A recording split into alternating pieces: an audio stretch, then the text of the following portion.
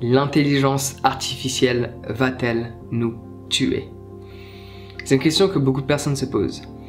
Il y a une minorité qui pense que celle-ci va nous être bénéfique dans notre quotidien et une majorité qui pense que celle-ci va être destructive. Chose qui semble logique, parce qu'à l'heure actuelle, la plupart des fonds qui sont mis en place pour développer l'intelligence artificielle n'est pas pour la santé, n'est pas pour l'aide ménagère, mais bien pour l'espionnage, la destruction et le fait de tuer. Parce qu'il y a destruction matérielle et la destruction physique également, de personnes, d'humains, de vivants. Donc la plupart des fonds pour l'intelligence artificielle sont basés sur le mal, on va dire ça comme ça, pour simplifier, et non pas sur le bien. C'est pour cela qu'il y a beaucoup de personnes qui se mettent à douter. Et c'est un petit peu comme nous, c'est ma manière de percevoir les choses. Il y a différents niveaux dans l'intelligence artificielle, si tu t'informes là-dessus. Il y a différents logiciels. Okay, il y a 1.0, 2.0, 2.2. Pour simplifier, c'est le même principe, avec des noms plus compliqués. Mon rôle, c'est de simplifier. Donc on ne va pas rentrer dans les détails techniques. Mais il y a différents niveaux. Et chacun de ces niveaux, tous les niveaux supérieurs sont toujours basés sur le niveau de base. C'est un peu comme nous en tant qu'être humain. Notre nous adulte est basé sur notre nous enfant. Il a évolué, il a changé sa manière de penser, de fonctionner, il a été influencé par son environnement, on nous a reprogrammé au fur et à mesure du temps. On est d'accord là-dessus. Cependant, il y a toujours les croyances, il y a toujours les programmes que l'on a installés au plus jeune âge. En grande partie, ils sont toujours présents et c'est très difficile de s'en séparer. Et si l'intelligence artificielle, on fait de même, on est dans la merde. Parce qu'à l'heure actuelle, elle n'a pas été créée pour aider. Elle a été créée pour détruire.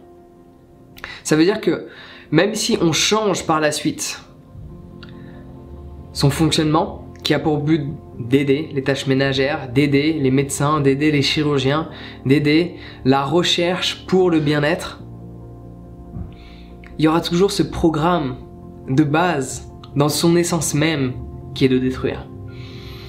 Donc ça, c'est un aspect qui peut s'avérer inquiétant parce qu'à l'heure actuelle, elles ne sont pas, toutes ces intelligences artificielles développées en grande partie. Il y a dans certains pays, il y a certaines sociétés qui s'occupent, enfin c'est des petites sociétés, la plupart des corporations, elles ne financent pas pour le bien, mais plus pour le mal. Donc ça, c'est une inquiétude que l'on pourrait avoir. Mais ça, c'est quelque chose qui peut changer en fonction du comportement des gens. Et là où il y a une croyance que je trouve très intéressante pour remettre par rapport à notre mode de fonctionnement, la plupart des gens qui pensent que l'intelligence artificielle va un jour prendre le pouvoir et nous utiliser et peut-être nous transformer en nourriture ou nous exploiter, la plupart des gens ont peur de ça. Mais en grande partie, les gens qui ont peur de ça, que font-ils dans leur quotidien? Et ça, c'est un point sur lequel j'aimerais m'attarder. Parce que certes, si l'intelligence artificielle est basée sur nous, c'est nous qui la créons.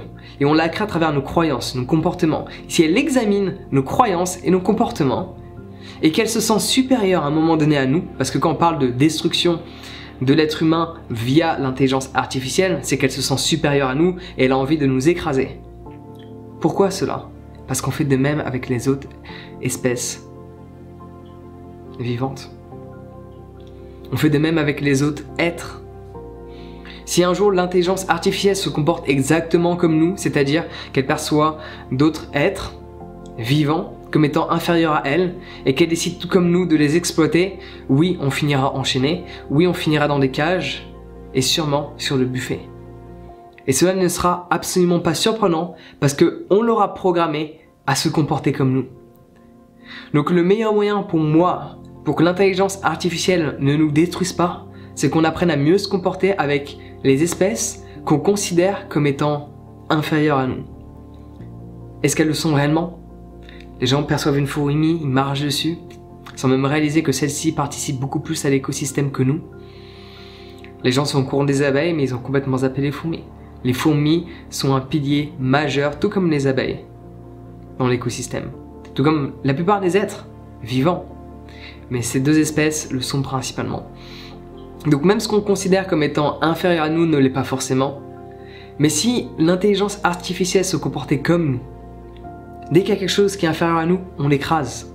Forcément, on va se faire écraser le jour où cette intelligence artificielle arrive à développer son intelligence elle-même. Parce que ça, on y arrive. Il y a de plus en plus d'études qui prouvent qu'ils arrivent plus ou moins à faire en sorte que l'intelligence artificielle, du moins, ils prévoient ça dans les 2025, donc on y arrive, ça arrive très rapidement, que cette intelligence artificielle arriverait à développer une certaine conscience. Et donc là, on pourrait remettre en cause sur le fait de la réalité de laquelle on vit. Quelle est cette réalité? Si une machine que l'on crée en tant qu'être humain arrive à avoir une certaine conscience de la vie, une conscience d'elle-même, vit-on dans un programme dans lequel on nous a placés? Ça, ce sera pour une autre discussion. Mais le message que j'ai envie de te partager, c'est que si tu as une crainte que l'intelligence artificielle peut nous tuer, c'est parce que tu as la crainte qu'à un moment donné, elle soit supérieure à nous. Chose qui risque d'être le cas.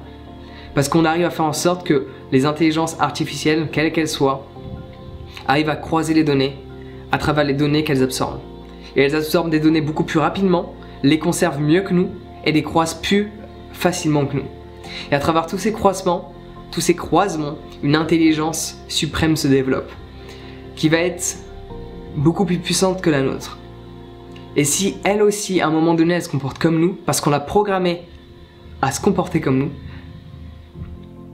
elle risque de nous voir comme étant une espèce inférieure et elle devrait se dire qu'on devrait peut-être utiliser cette espèce qui est inférieure à nous.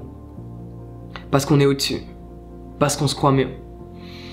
L'humain se comporte ainsi et je pense sincèrement que l'intelligence artificielle va se comporter de même si nous ne changeons pas maintenant notre manière de nous comporter. Avec les autres êtres humains, mais également avec les autres espèces vivantes. Avec tous ces êtres que l'on considère comme étant inférieurs à nous, dont on n'a pas besoin de torturer, de maltraiter, d'exploiter, et encore moins de manger pour être en bonne santé. Si on les percevait comme étant des êtres qui ont une valeur, pour prendre un exemple, si on s'amusait pas à mettre des oiseaux en cage, peut-être que l'intelligence artificielle ne s'amuserait pas, elle aussi, à nous voir en cage, à nous couper les pattes comme nous on coupe les ailes, et à nous regarder derrière une cage. Donc je pense sincèrement que quelque chose comme ça peut arriver si on ne change pas notre comportement.